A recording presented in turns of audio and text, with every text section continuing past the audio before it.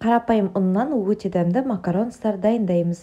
Алдымен ақуызымызды кішкене көпіргенше миксерлейміз, кейін үстіне секерімізді 2 немесе 3 бөлікке салып отырып, біздің массамыз қоюланып, өзінің формасын ұстағанша араластырамыз.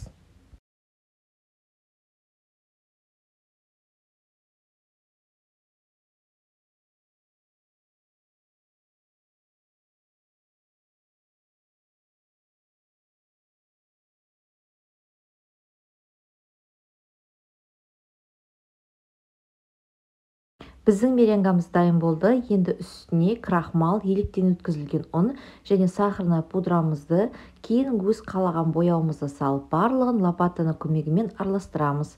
Миксермен араластыруға болмайды.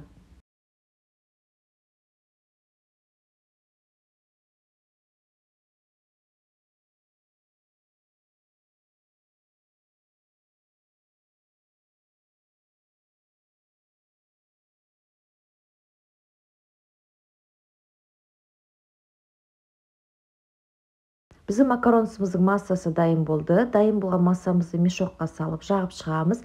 Пергамент қағазына жабысып қалуы мүмкін, сондықтан силиконовый немесе тефлоновый коврик пайдаланыңыздар. Дайын болған макарондарымызды дәл осы күйінде бөлме температурасында 1-2 сағатқа қалдырып кептіреміз. Кейін 80-100 градус қызып тұрған пешімізде 10-25 минут аралығында пісіретін боламыз.